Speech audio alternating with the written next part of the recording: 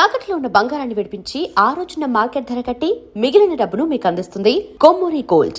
ఇందాక ఒక మాట అన్నారు ఇప్పుడే, కెరీర్ స్టార్టింగ్లో వారి ఇంట్లో పేయింగ్ గెస్ట్గా ఉండేవారు కానీ బట్ ఎప్పుడు పే చేసేవాళ్ళు కాదు.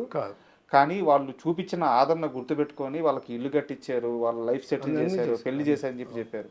ఈ దానం కూడా మొదటి నుంచి ఉండేది రజనీకాంత్ గారి విషయంలో. అంటే మొదట్లో పరిస్థితి లేదు కదా ఆయనకి, తర్వాత ఎక్కడి నుంచి వస్తుంది? తర్వాత వచ్చింది. మీరు అంతా దగ్గర నుంచి చూసారు. రజనీ తను సంపాదించడం మొదలుపెట్టిన తర్వాత వాళ్ళ ఇంట్లో ఏంటంటే గేటు పక్కనే ఒక షెడ్ ఉండేది. ఓకే. ఆయన ఇంటికి పాయిస్ గార్డెన్లో ఆయనకి ఇల్లు ఉంటుంది.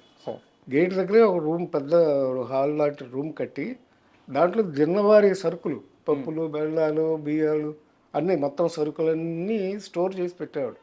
ఎవరు వచ్చినా సరే ఎంత కావాలంటే అది తీసుకెళ్ళటమే, ఫ్రీగా వచ్చి తీసుకెళ్ళిపోవడం. ఫ్రీగానే ఆయన అలాగే ఇచ్చేవాడు. అవన్నీ చాలా మంచి పనులు చేసేవాళ్ళు అండి. Is very good, very nice. అంటే ఇప్పుడు ఆయన ఆస్తిలో కూడా వారసులకి ఏం రాదు అని చెప్పేసి వీళ్ళు కూడా రాశారు అని చెప్పి చాలా మంది చెప్తుంటారు. నిజమేనా అది? అంత ఎందుకు చేస్తారండి, మా పిల్లలు ఉన్నారు కదా, ఆడపిల్లలు ఉన్నారు కదా, ఇద్దరు ఆడపిల్లలు. కొంత లిమిటెడ్ వరకు వారసులకు ఇచ్చి మిగతాదంతా అని చెప్పేసి చెప్తుంటారు. ఎన్ని పుకార్లేనాయి? ఎందుకు ఇస్తాడు సార్? పొలిటికల్గా కూడా ఇవ్వడం సార్. అలాగే గురికే ఏదో గాసిప్ ఏదో రాస్తూ ఉంటారు కదా, అంతేగాని అలా హెల్ప్ చేయడం చేస్తాడు. చిరంజీవి గారు చేస్తారు అలాగే. మన సునామీ ఇచ్చినప్పుడు ఇది అందరికి హెల్ప్ చేయాలి. సునామీ కదా ఇది, కరోనా వచ్చినప్పుడు చాలా మందికి చేయాలి అలాగే. అవునవునవును. ఆ గుడ్ నేచర్ అనేది ఆటోమేటిక్గా హీరోలు ఊడిపోద్ది సార్ ఎంతో కొంత. అంటే వాళ్ళు వేసే పాత్రలు, వాటి స్వభావాలు వాళ్ళ దగ్గర పనిచేస్తాయి సార్. అందులోని కదా సక్సెస్ఫుల్. రామారావు గారు ఉన్నారంటే ఆయన దేవుడు అని ఫీల్ అయ్యేవాడు. లేకపోతే అంత కరెక్ట్గా ఎలా కన్వీనియన్స్గా ఉంటాడు ఆయన, ఎలా కన్విన్స్ చేయగలడు ఆడియన్స్ని. ఆయన స్వతహాగా నేను దేవుడు అనే ఫీల్ అయ్యేవాడు. అందుకే ఆ టీవీ, ఆ నటన, ఆ ఇన్వాల్వ్మెంట్ వచ్చేస్తుంది. ఆ క్వాలిటీస్ కూడా అలాగే డెవలప్ అవుతాయి.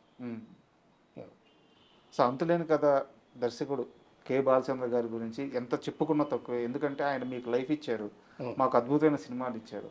సో రజనీకాంత్ గారు ఒక పెద్ద స్టార్గా ఎదిగిన తర్వాత ఆయన పట్ల తన కృతజ్ఞతను ఎలా చూపించారు?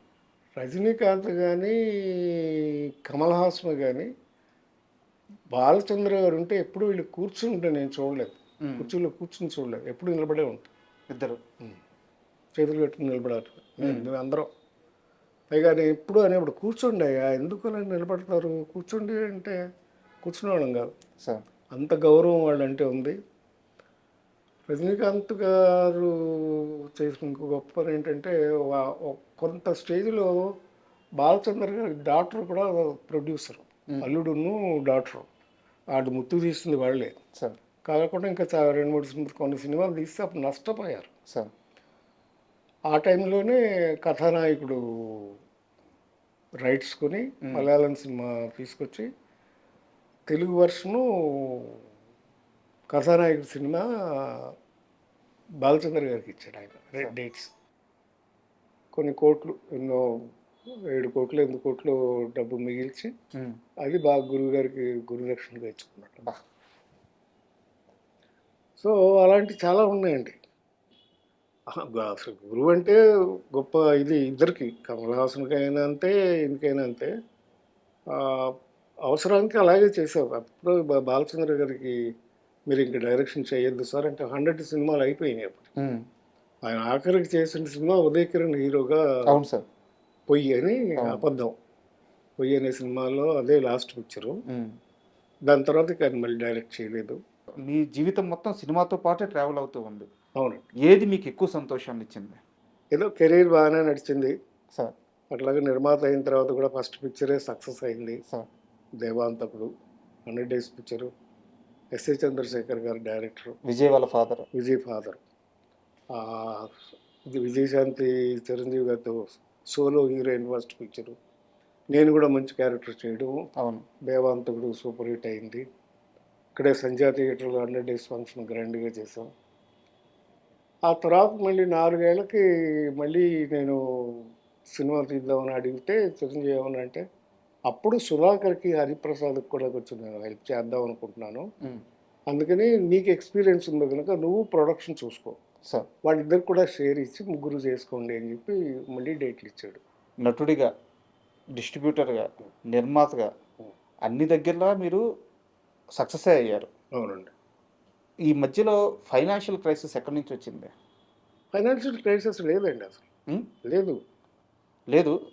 జీవి నారాయణరావు అంటే వాళ్ళ నాన్నగారు కానీ, వాళ్ళ నవయుగ డిస్ట్రిబ్యూషన్ కానీ, జీవి నారాయణరావు సంపాదించిన ఆస్తి కానీ, అతను తీసుకున్న రెమ్యునరేషన్ కానీ, ఇవన్నిటితో పోలిస్తే ఈరోజు ఆయన వేరే స్థాయిలో ఉండాలి అనే మాట అయితే నేను విన్నాను. అది కరెక్ట్ ఆలోచన విధానం కాదండి. సినిమా ఫీల్డ్ అన్న తర్వాత సక్సెస్, ఫెయిల్యూర్ అని ఉంటాయి. బట్ మీకు సక్సెస్ రేట్ చాలా ఎక్కువ ఉంది. ఉంది కానీ ఫెయిల్యూర్స్ కూడా ఉన్నాయి. సార్ ఇంటికో రుద్రమ్మ అని ఒక సినిమా తీశాను నేను. సార్ సుజాత గారును, చాలా మంచి సబ్జెక్ట్. తమిళ్లో వీటికొరు కన్నగి అని తమిళ్లో 100 days ఆడిన పిక్చర్ సార్ రీమేక్ చేశాను నేను. సుజాత నేను పెట్టి తీసా. అది సుజాత గారు మిస్కాస్ట్ అయిపోయారు ఆ సినిమాలో. రివెంజ్ తీర్చుకునే కథకి సుజాత గారిని జనం యాక్సెప్ట్ చేయలేదు. సార్ అందుకని ఆ సినిమా ఫ్లాప్, అది ఆడలేదు. అలాగే తర్వాత పెళ్లి నీకు శుభం నాకు అని ఒక సినిమా తీశారు నరేష్ గారితో. అది కొంచెం బ్యాక్ డ్రాప్ అయింది. అది రిలీజ్ అయిన తర్వాత బాగా పాపులర్ అయింది. కానీ నరేష్ గారు పిఎన్ రామచంద్రరావు డైరెక్షన్లో తీశారు. సో అలాగా ఒడిదుడుకులన్నీ ఎవరికైనా ఉంటాయి సార్. అవి లేకుండా ఎవరు ఉండరు. నాకు తెలిసి మీరు ఎక్కడ మోసపోలేదా డబ్బుల విషయంలో? లేదండి, ఎప్పుడు లేదు. ఏదో ప్లానింగ్ చేసా, సక్సెస్ ఫెయిల్యూర్ అయింది తప్ప బేసికల్గా అంటే ఫాదర్ డిస్ట్రిబ్యూటరు, బ్రదర్స్ అంతా బాగున్నారు. నాకు ఎప్పుడు అలాంటి ఇబ్బంది కానీ ఫైనాన్షియల్ ఇబ్బంది ఎప్పుడూ లేదు. సార్ చిరంజీవి గారి విషయానికి వస్తే ఎన్టీఆర్, ఏఎన్ఆర్, కృష్ణ, సోహన్ బాబు, కృష్ణంరాజు, మురళీమోహన్, చంద్రమోహన్, ఆయన వచ్చిన అతి కొద్ది కాలంలోకే నాగార్జున, వెంకటేష్, బాలకృష్ణ లాంటి యంగ్స్టర్స్ వచ్చారు. వీళ్ళందరినీ దాటుకొని శివశంకర వరప్రసాద్ మెగాస్టార్ ఎలా అయ్యాడంటే ఆ క్వాలిటీస్ ఏమని చెప్తారు మీరు? Hard work sir hard work hard work, there is no other way. అంతే, కష్టపడ్డవే. ఆయన కష్టపడ్డాడు, ఫలితం దక్కింది ఆయనకి. చిత్తశుద్ధితో పనిచేశాడు సార్. బేసికల్గా ఆయన భారత్ స్కౌట్స్ ఇది దీంట్లో ట్రైన్ అయి ఉన్నాడు. అందుకని ఆ డిసిప్లిన్ మొదటి నుంచి అలవాటు అయిపోయింది. ప్లస్ చిరంజీవి గారి ఫాదరు చాలా స్ట్రిక్ట్గా డిసిప్లిన్తో పెంచాడు పిల్లలు. అందుకని ఆ డిసిప్లిన్ అలవాటైంది. లక్కీగా సురేఖ్ గారు భార్య కావటం, ఆ అమ్మాయి చాలా చాలా సిస్టర్ లాగా. ఆ అమ్మాయి ఎంతో ఓపికగా ఆయనకి ఎప్పుడు వచ్చినా లేటుగా వచ్చినా ఎలా చేసినా ఆయనకి చాలా బాగా చూసుకుని ధర్మపత్నిగా అమ్మాయి చేసిన సేవ అంతా ఇంత కాదు. That's why is happy. చాలా ఆనందంగా ఉంది సార్. ఎందుకంటే చిరంజీవి గారి ప్రస్తావన వస్తే అందరూ ఇప్పుడు మనం మాట్లాడుకున్నట్టే ఆయన కష్టపడ్డాడు, ఆయన నేర్చుకున్నాడు, పడ్డాడు, లేచాడు, గెలిచాడు, అందరూ ఇలా మాట్లాడుతూ ఉంటారు. అయితే ఆయన జీవిత భాగస్వామిగా సురేఖ గారి కష్టం గురించి చాలా తక్కువ మంది మాట్లాడతారు. మీరు చాలా దగ్గరగా ఉన్న మనిషి కాబట్టి ఆమె ప్రస్తావన తీసుకొచ్చారు. నాకు అంత తోబుట్టు లాంటిది సార్. పైగా మా పెళ్ళిళ్ళు అందరూ ఒకే నెలలో అయినాయి. నా పెళ్ళి, చిరంజీవి గారి పెళ్ళి, రాజేంద్ర ప్రసాద్ పెళ్ళి. మా ముగ్గురు పెద్ద పిల్లలు, చిరంజీవి గారి పెద్దమ్మాయి, నా కొడుకు, రాజేంద్ర ప్రసాద్ కొడుకు, ముగ్గురు ఒకే నెలలో పుట్టారు. సార్. ముగ్గురు మేము మున్సిపాలిటీ షూటింగ్ చేస్తున్నాం ఇక్కడే సంజీవ్ రెడ్డి నగర్లో. అదే షూటింగ్లో ముగ్గురు పిల్లలు పుట్టారు. ఆ ముగ్గురిని కూడా పార్టీలు చేసుకున్నాం. సార్. అలాగా కోఇన్సిడెన్స్ ఇవన్నీ. So we had a good life. Chiranjeevi గారికి సక్సెస్లు ఉన్నాయి, ఫెయిల్యూర్ ఉన్నాయి. మధ్యలో ఒక పీరియడ్లో కొన్ని ఫ్లాపులు బాగా పడ్డాయి. సార్. సరిగ్గా ఎప్పుడంటే హిట్లర్కి ముందు. హిట్లర్ నుంచి సెకండ్ ఇన్నింగ్స్ అంటారు. హిట్లర్కి ముందు చాలా వస్తే ఫ్లాప్లు వస్తే కొన్నాళ్ళు, ఒక 6 నెలలు అసలు షూటింగ్ చేయలేదు ఆయన. సార్. బెంగళూరు వెళ్ళిపోయి, బెంగళూరులో ఆయనకి రిసార్ట్ ఉంది, అది మా బ్రదరు కట్టారు, అలంకృత అని. అందులో ఆయనకి హౌస్ ఉంది, సొంత హౌస్, 4 ఎకరాలు సైట్లో ఇల్లు ఉంది. అక్కడికి వెళ్ళిపోయి అక్కడే ఉండిపోయారు. గ్యాప్ తీసుకున్నారు. 6 నెలలు గ్యాప్ తీసుకుని అప్పుడు హిట్లర్ సబ్జెక్టు మీద వర్కౌట్ చేసి సార్ సక్సెస్ తీసుకుని తిరిగి వచ్చి అక్కడి నుంచి మళ్ళీ ఆగలేదు. సార్ ఇట్లా తర్వాత ఇమీడియట్గా ఇక సక్సెస్లు వచ్చినాయి మళ్ళీ.